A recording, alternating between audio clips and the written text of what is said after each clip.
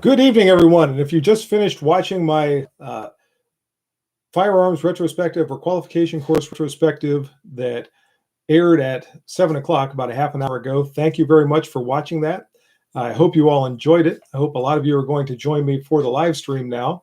If you have any questions or comments about the retrospective that just aired, or if you have any other questions about either the qualification series itself or anything else, by all means, let me know. Right now, it's looking like, and there we go. We got some people that are signing in. Rabbi is here. Rabbi, thanks for joining. And oddly enough, apparently it didn't show up.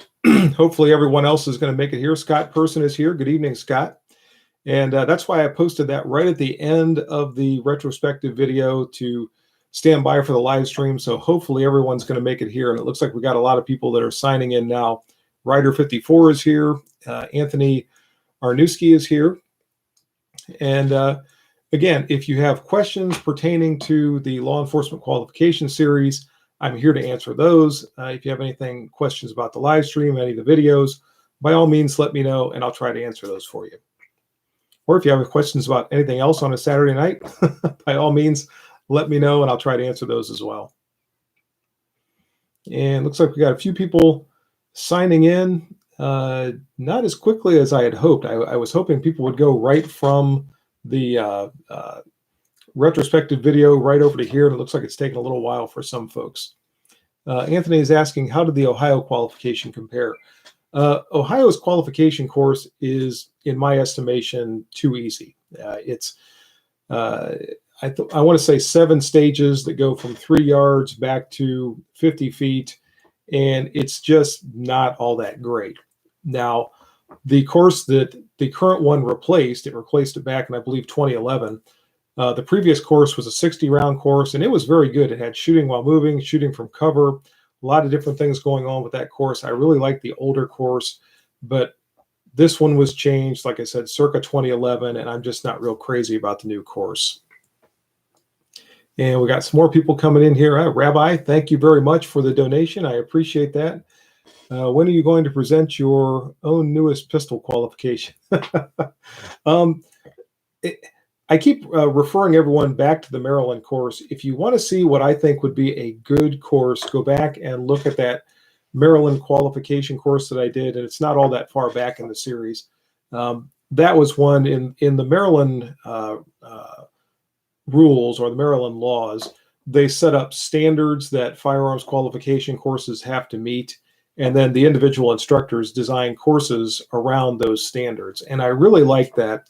And it gave me the ability in that course to put together what I thought would be a good law enforcement firearms qualification course or handgun qualification course. So if you go back and look at that, you'll get a real good idea of the types of drills that I think should be used in a qualification course. There are things that I would change if I had total control over that, like the qualification standard. I believe that was 70% in Maryland. I would raise that up to 80 or 85%. But overall, the drills that you see in that course are the ones that I think would be well used in a qualification course.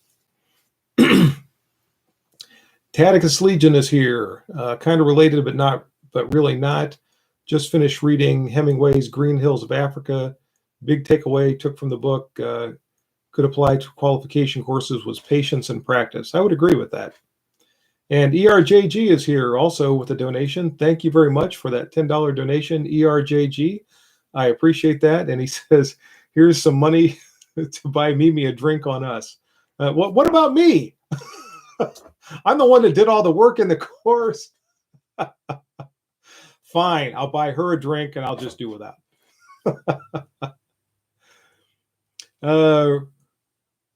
Reikersbringer is here.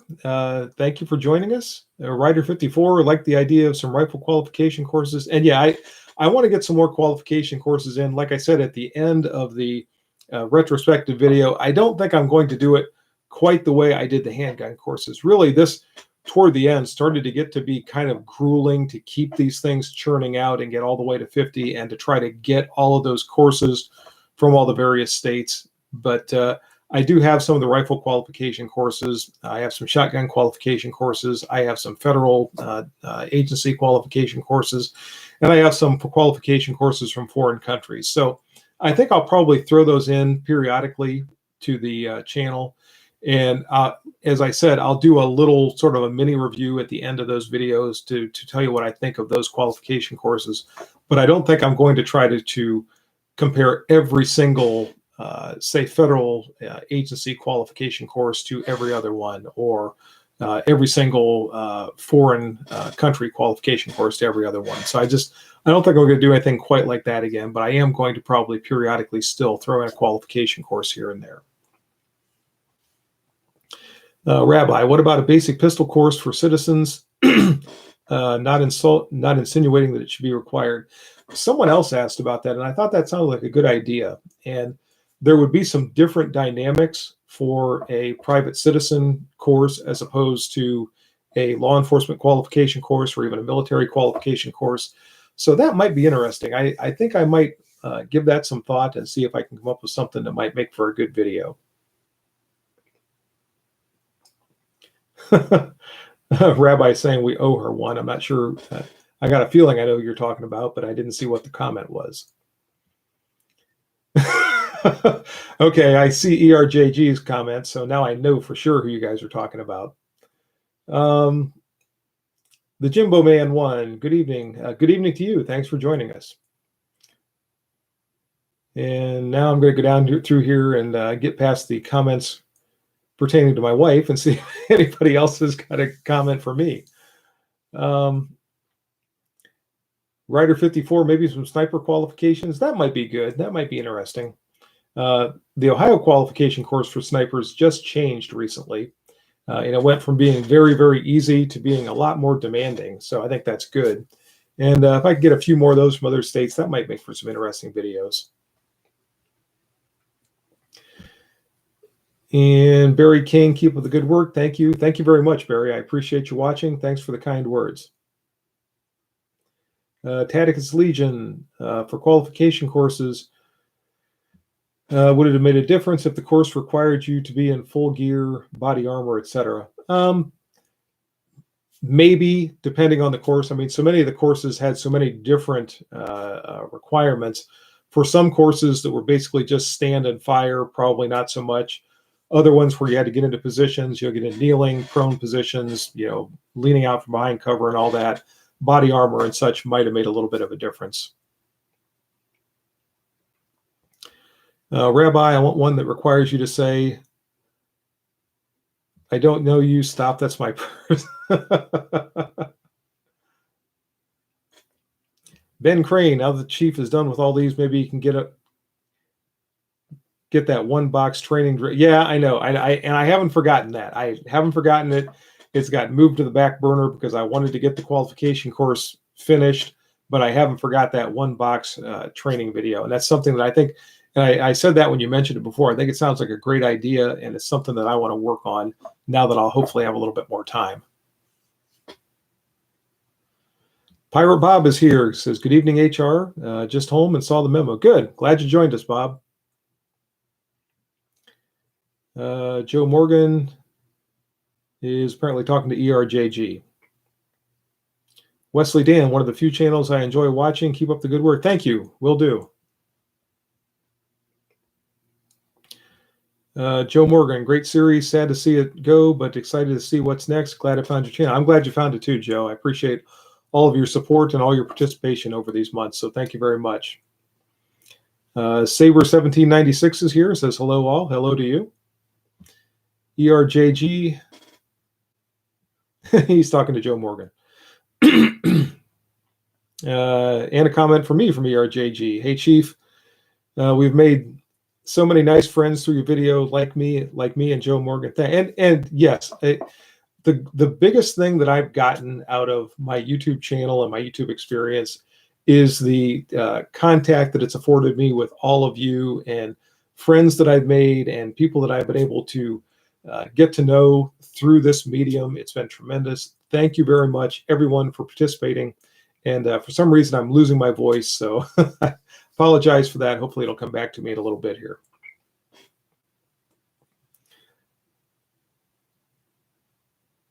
And Yeah, I'm trying to find comments from you. There's all these conversations going on amongst all of you. Ben Crane, we love your input. I saw Lena Michalek do a similar video, but she shoots too good for me. Yeah, I've seen her shoot before too. She shoots very well.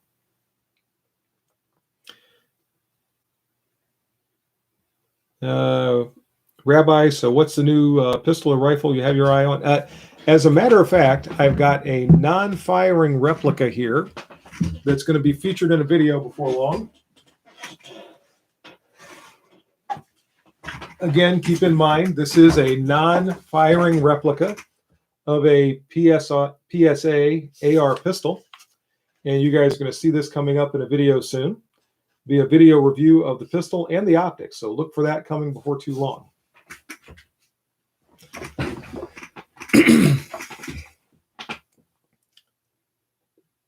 Taticus, thoughts on something like advanced qualification courses for officers, i.e., if you have a basic qualification to learn how to shoot, then advanced to be how to shoot in a high stress environments. I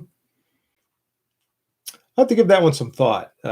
Generally, the high stress stuff comes during training, not so much in the qualification, but I wouldn't mind seeing a little bit of a stress component in the qualification courses, like doing some running or some jumping jacks or some push-ups. We saw that in 1 or 2 courses, but not very many. I don't think that's necessarily a bad idea. 99465. They want Ellie's in the USA to be like, and it just jumped. Bobby's in London, no guns, just witty talk. How about qualification courses from foreign countries? And yes, I've got a few. And like I said, you're probably going to see those coming up in the future. Just when I get a chance to plug them in, you'll see those qualification courses. Rabbi, note to everyone, bought a Staccato. It's okay, not better than a CZ75 SP01, impossible to sell, just for your information. Let's see, the Jimbo Man, HR, what's your opinion as far as the... I have no idea what that's supposed to be. You have to clear that up for me, and I can try to answer it for you. Scott Person, thoughts on recent executive orders? The weird thing was there was not a lot of specificity that I heard in any of those executive orders. It was kind of like a very general, hey, we're looking at doing, some sort of firearms legislation, but then nothing as far as specifically what was going to be done or what the definitions were of certain things. So we're just going to have to wait and see how that all plays out.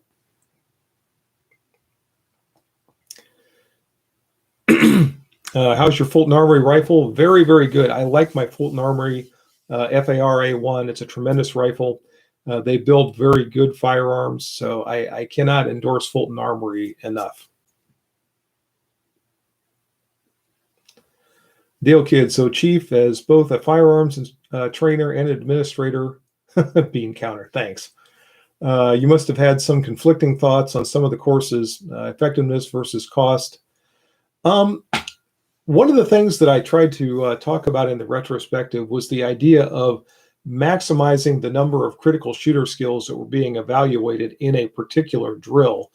And with some thought, you can incorporate a lot of skills into a drill that doesn't take that many rounds. And that's something that I don't think you can completely ignore because of the cost of ammunition. But with a little bit of thought, you can help to get the most out of the ammunition you do fire. So that's what I think about with regard to that. You don't necessarily have to shoot 100 rounds per officer in a qualification course to evaluate the most critical skills for that officer.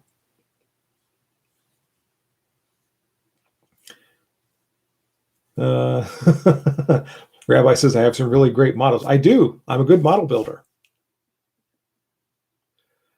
Joe Morgan, very nice. Was thinking of building one like that as an A1 style. Jimbo Man, opinions as far as qualification and real world situations under duress. The thing that I think about with that is qualification courses. When an officer comes out to go through qualification, there's an element of stress there. And that's part of the reason I think the course has to push the officer a little bit and get them to perform under that level of stress. And if you add something more by doing push-ups or running in place or something like that, all the better, because to artificially induce that stress helps to condition the officer for the actual real life encounter where they're going to have to operate under a great deal of stress. So I think the better performance on one leads to the better performance on the other.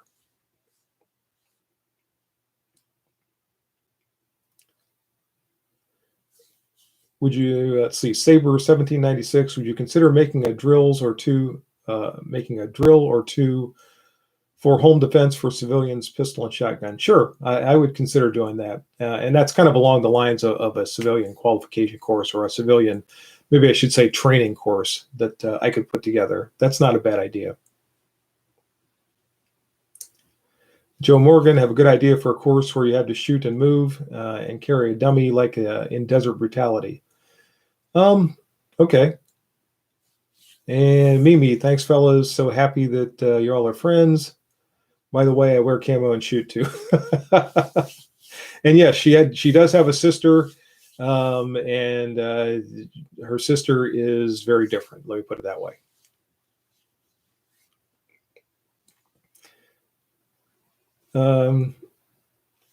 And Rabbi is flirting with Mimi, so that's great. Rider 54, non-firing pistol reminds me of a Banshee. Not quite. Similar. The Banshee has some differences in the design, but similar nonetheless.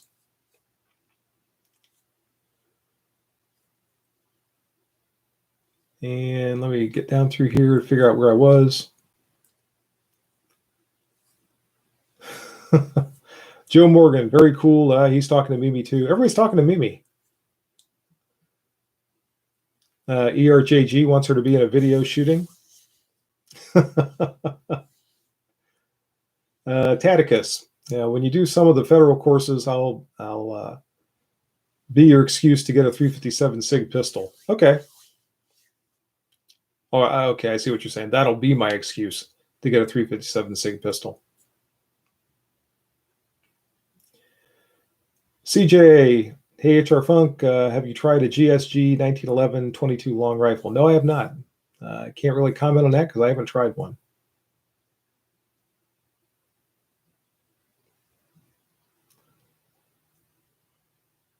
And now I'm working my way down through here. Taticus is talking to Rabbi. Dale Kidd, I've run into one video, simulators for really high stress shooting. It works. My marksmanship suffered severely.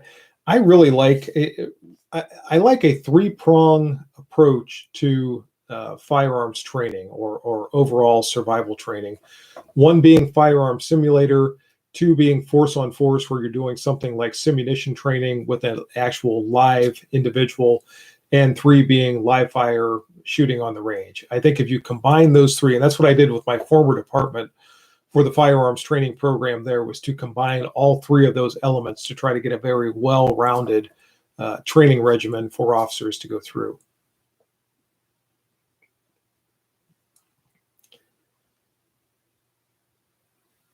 And going back down through here, does Bigfoot live in my backyard? Excellent job. Please do a carbine and shotgun dream course. You're a pro and it'll be good. Okay, thank you. And maybe I will. Maybe I'll put together a something like a carbine course or even a shotgun course, sort of what I would think would be a good course to be able to use for those platforms. Ben Crane is bowing out. Good night, everyone. Wifey is home. Good night, Ben. Thanks for joining. Thank you for loaning me your pistol and for offering to loan me another one. You take care and have a good evening.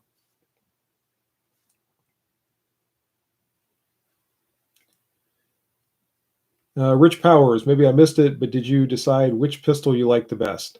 I didn't really pick a best pistol from the series. I do still have a video that's going to come up later this week that's going to reveal the one that all of you voted on for your favorite one from this last group of 10 qualification courses, but I really didn't choose my own personal favorite. As I said in the retrospective video, I don't think it's so important to come up with a favorite pistol as much as it is to pick a good, reliable pistol and then train with it till you become proficient enough to be able to use it as necessary to defend yourself or to defend others. I think the training and the preparation aspect is more important than the specific firearm itself. Russian stuff. Any suggestions on drills to run at an indoor range that offers single lanes and ranges up to 25 yards? As long as you can do pretty much whatever you want to there, any of the drills that you've seen in these videos that don't require, like moving while shooting or something like that, you probably can't do on a lane on an indoor range. But the failure drills, the going from the holster, doing double taps to the body in certain amounts of time and things like that, pretty much any of those kind of stationary drills, you should be able to shoot on the indoor range without any trouble. And Pirate Bob, thank you for the donation. I appreciate that. Thank you very much. If anybody doesn't know and you want to make a donation, that little $ at the bottom of the chat feed there, you can click on that and donate whatever you want to. I'm not asking for that, but if you want to, that's the way you do it. And again, thank you, Bob. I appreciate that donation.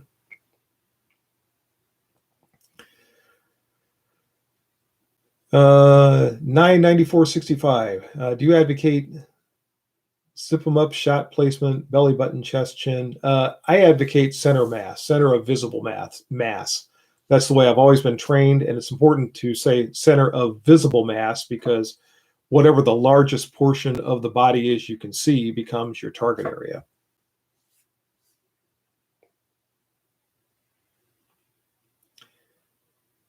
And let me find where we are here. Joe Canasalis, hi HR, enjoy and learn off your videos. Thank you, sir. That was U.S. Navy CV 68270. Thank you, Jose, and thank you for your service.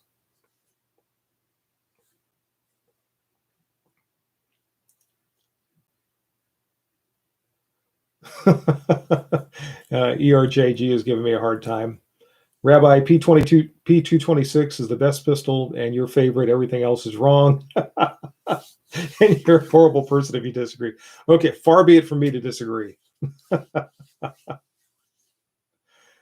Scott Person, I've been wanting to take a training course locally, but all the classes require an insane amount of factory rounds and no reloads. Just a no-go right now. I'm surprised, though, that they won't allow you to use reloads. That seems strange to me. Dale Kidd is encouraging Rabbi. Don't encourage him. Dale and I are now best friends. Taticus, I had to find a video, but the gentleman was making the proposal that since many cop-only ranges are sitting unused, save for training days, so let citizens use them and let cops teach people.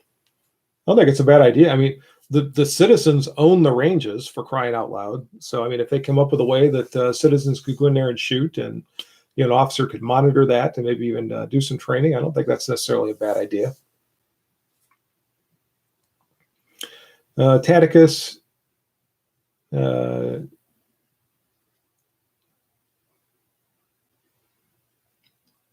you're losing me there, Taticus. 2/2, teach people how to interact with cops while carrying, how to. Oh, okay, I get what you're saying now.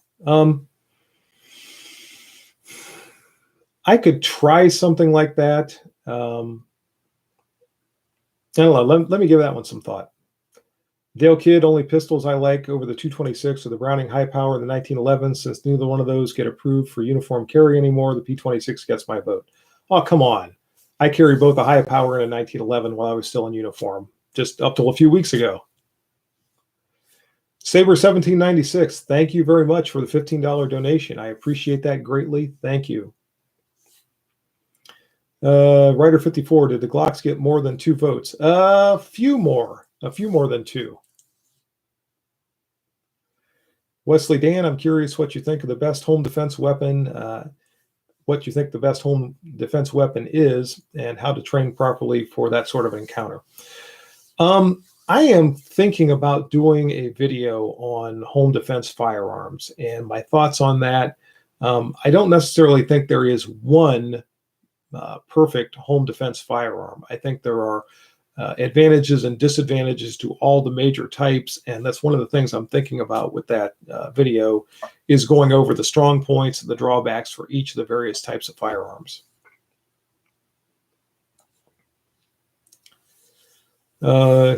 Gator Koenig, I have a question, sir. By all means, go ahead and ask. Rabbi, I have a membership at a private range that's only veterans and first responders. Very relaxed and fun. Good. Joe Morgan, thoughts on when to cycle out carry ammo? I do it frequently, but during a shortage, I wonder how long ammo is good in the magazine. I always like to have police officers swap out ammunition once every year, as long as it doesn't get exposed to extreme moisture, like the officer doesn't jump into a pond or a swimming pool or something like that and the ammunition gets submerged or something. If it's just everyday carry ammo, I like to swap it out annually. For your average citizen, I think you could probably go longer than that. Again, as long as it's not exposed to extreme circumstances or conditions or anything like that, I think you'd be okay. Probably a year and a half, maybe 2 years, depending on the ammunition.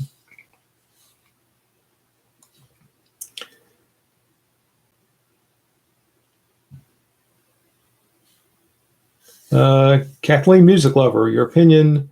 We've seen the officer mistaking the taser for a pistol, etc. Lack of training. I don't want to comment on that much because that is obviously still a situation that's under investigation and being litigated and everything else. I will say that the idea of confusing a taser for a firearm is not something that has never happened in the past. I was a taser instructor for about 10 years, and I know that's something that in the taser training course, we would always mention, the reason the taser is carried on the opposite side of the firearm is to try to avoid that. But we see here under stress, I think potentially, the muscle memory constantly associated with drawing the firearm might have been something that kicked in, and there was that confusion. So that was tragic. It's unfortunate for many people involved in that, and I don't think I'm going to comment on it anymore.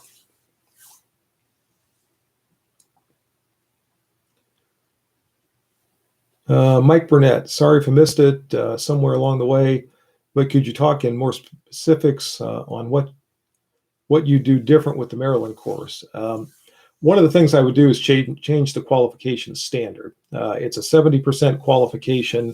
I would change that to probably 85%. The stages that you see in that course are pretty much what I would use. And I'm trying to remember, it seems like there was something else, and I haven't gone back to refresh my mind on it. It seems like there was one other aspect that I would have changed, but I have to go back and look at the course description to see what that was.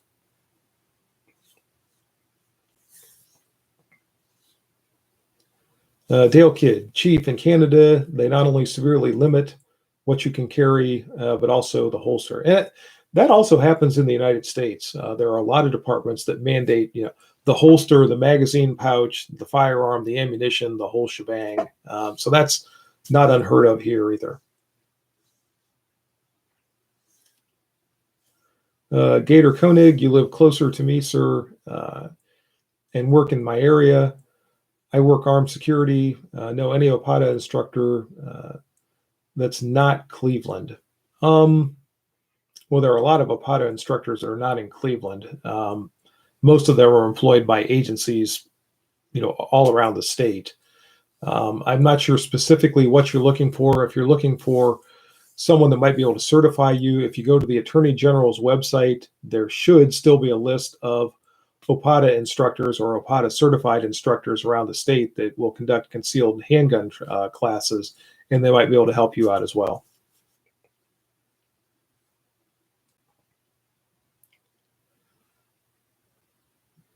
And I got to find where I was again.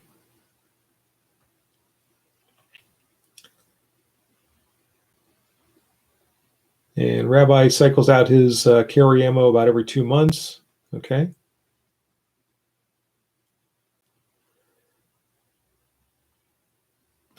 Dale Kidd has an ammo stockpile. It's about 40 years old. Taticus, Paul Harrell had an interesting point on home defense, and he said something like the effect of people spending a fortune on guns and ammo, but can't be bothered to see if their smoke alarms work.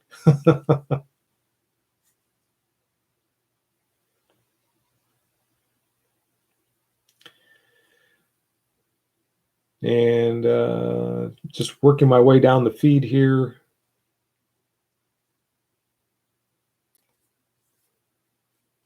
My great-grandfather destroyed over 20 German fighter planes in World War II. Wow.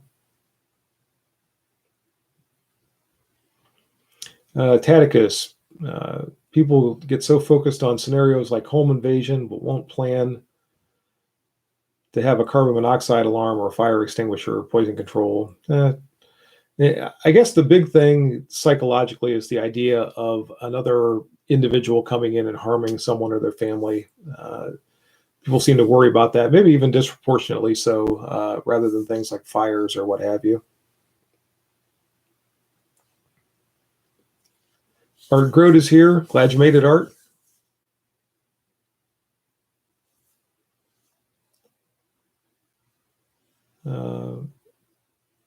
And again, I'm working my way down through the feed to see where we are.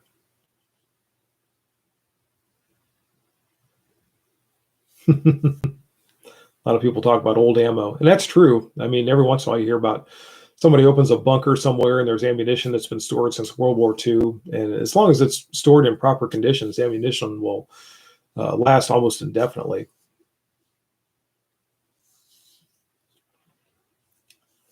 Mike Burnett, if you do something on home defense, it would be interesting to explore the effects of muzzle energy on the shooter, i.e. 45 ACP versus 357 Magnum in a hallway with no ear protection. Yeah, I understand what you're talking about there.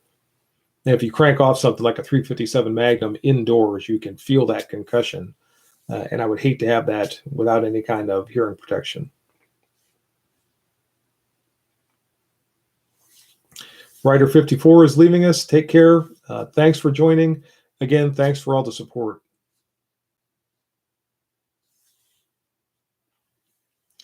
And what are we up to here? 32 minutes. Probably keep this going a little while longer. Maybe we'll take it up to 45 minutes and call it a night. So I'll keep taking questions and comments here for another, call it 12 minutes. I have this little timer up here that kind of keeps me aware of how long this has been going.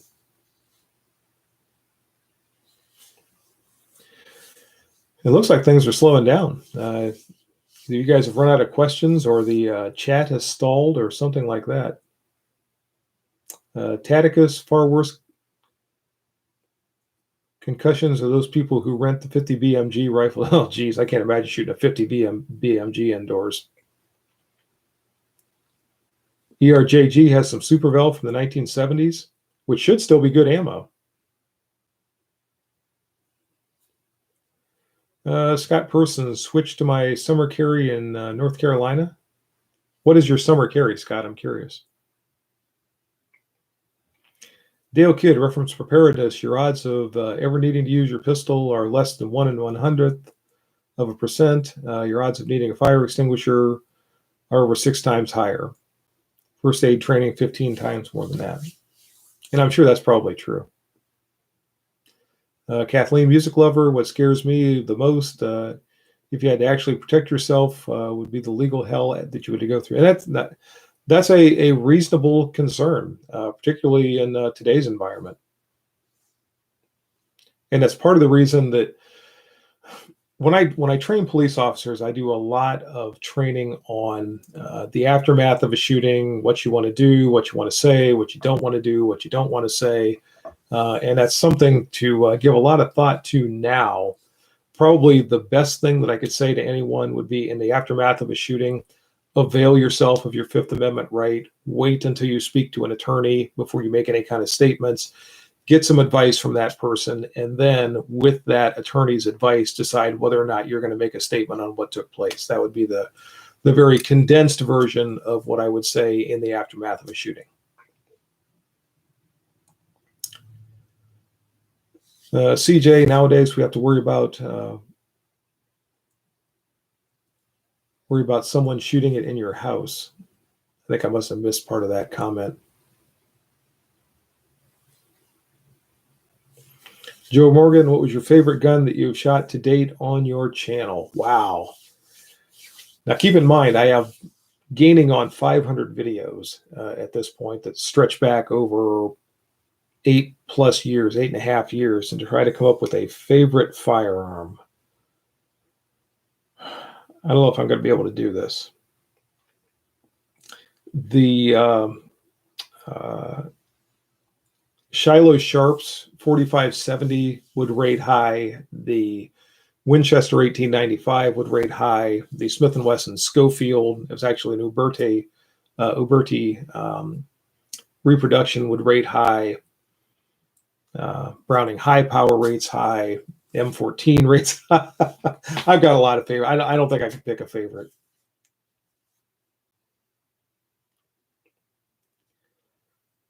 Pirate Bob, we're here just in awe of your charisma.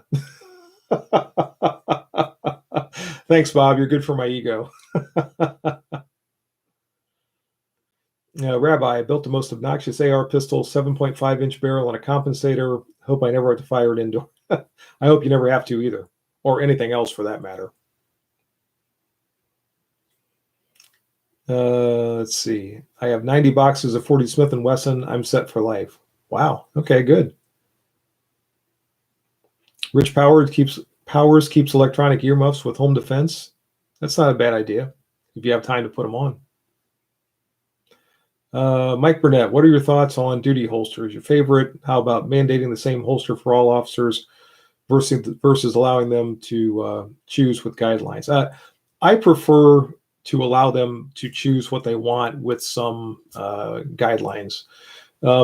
Reason being, not everyone has the same level of dexterity, and there are some holsters that are very secure, and for someone that's able to manipulate all of the release devices and all that kind of thing easily, then that holster is going to work very well for them. For others, they might not have that quite same level of dexterity, and it might not work as well for them. So I think allowing people a little bit of leeway to choose what's going to work best for them is a good way to go on that.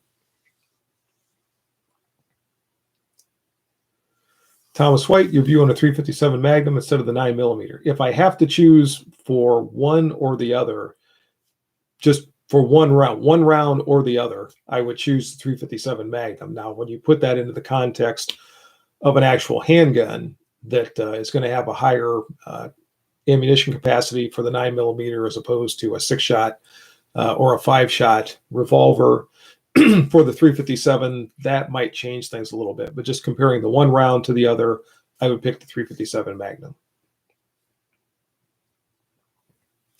Matt Johnston, what do you think about carrying a 9mm in black bear country? I don't know a lot about black bears. I don't live in black bear country. I never have. So I don't really know. My feeling is I would want something bigger than a 9mm. But I don't know. Somebody that knows more about black bears than I do would be better to answer that question. Kathleen, music lover, you're the old school pistols. Oh, you like the old school pistols more than the modern ones. In a lot of ways, I do. I'm kind of nostalgic that way.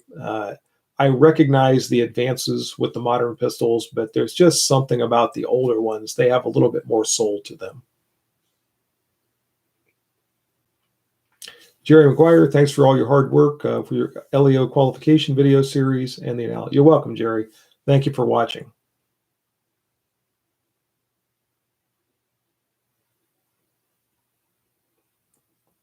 And I'm working my way down through here again. Brian Daniels, you should try the Ruger Old Army when you get a chance. I would like to. I've always thought I would like to own one of those. I don't. I see them for sale every once in a great while, And usually the prices these days are kind of outrageous, but sooner or later I might pick one of those up. I do still like those.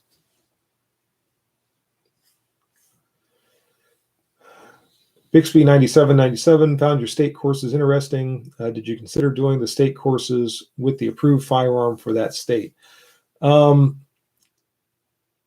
Sort of, but not really. And the biggest reason is because, well, there's a couple of reasons. First off, I don't own, and it would be very difficult to get necessarily one pistol used by, say, the state police in every state.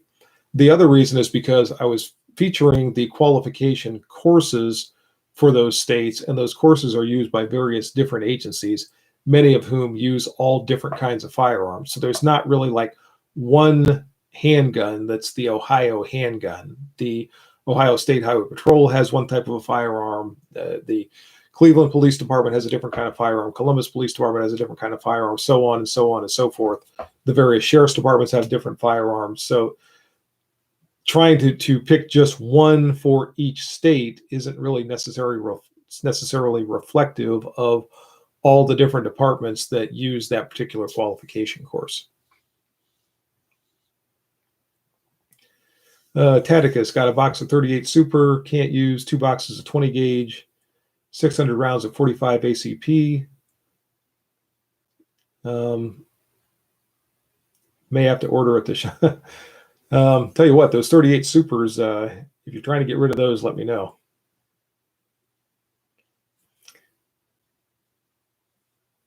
Saber 1796, you mentioned the Sharps rifle. Have you ever fired a rolling block in 4570? No, I haven't.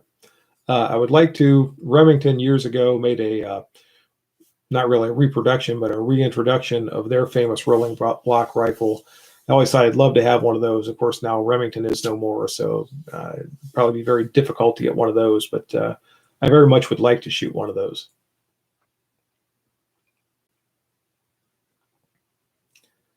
And we got people in here weighing in about black bears. Sniper Patch, greetings from Ireland. Love your channel. My favorite is the 1919 Springfield 1903 with the original barrel. And still very accurate. Good. And thank you for joining us.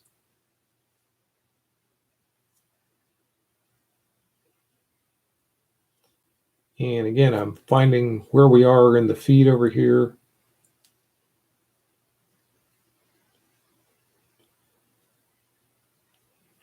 Kathleen, music lover, what do you think of the sub combat packs like the Shield and the Hellcat? Right now, I own a Hellcat, and I really, really like it. I've had it for about a year now. It's a fantastic little pistol. I can't say enough good things about it. I've not shot a 365. I've heard other people talk very highly of them. I used to own a Shield, which was also a very good pistol, but the Hellcat more or less replaced the Shield, so I ended up trading it. But any one of those three are very, very good compact firearms.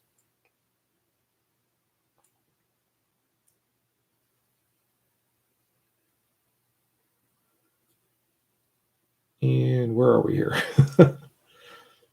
General Nutmeg, will you ever do a qualification course focused on rifles and shotguns? Probably. I'm probably going to do some individual courses. I said earlier, I don't know that I'm going to do a series like this, the one that I just concluded again, but I think I'm going to throw in some qualification courses here and there, and I'll try to get some shotgun and rifle qualification courses in there.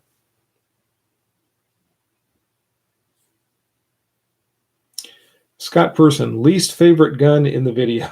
I'm going to insult Ben Crane when I say this, but probably the HK P30. I just didn't care for that one at all. I didn't like the trigger, didn't like particularly the way it fit my hand. A lot of people like those, but I just didn't like that one. Thomas White, got to ask, how's the Jeep in Sarge Green? Love it. Just drove it to work and back today, so very much like my two-door Jeep. Dale Kidd, buddy of mine, has one of those Remington rolling blocks, but lives way up north. Good for him. Like I said, I would love to shoot one of those rifles. Rich Powers, did you attend the Medina Gun Show this weekend? No, I didn't. I had to work today. Probably not going to make it up there tomorrow, so not this time around.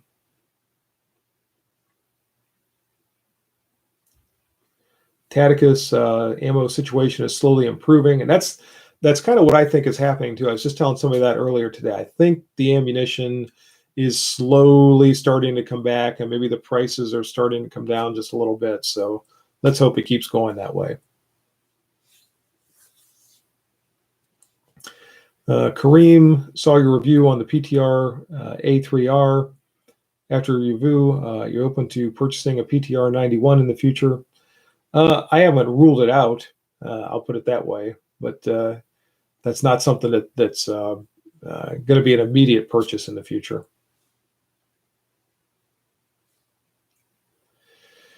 General Nutmeg, have you shot a Mini 14 before? If so, what is your opinion? Yes, I owned a Mini 14 for quite a few years, and it was a nice carbine. I enjoyed it. I ended up trading it on an AR platform. I like the ARs better, but the Mini 14 is a perfectly serviceable firearm in its own right.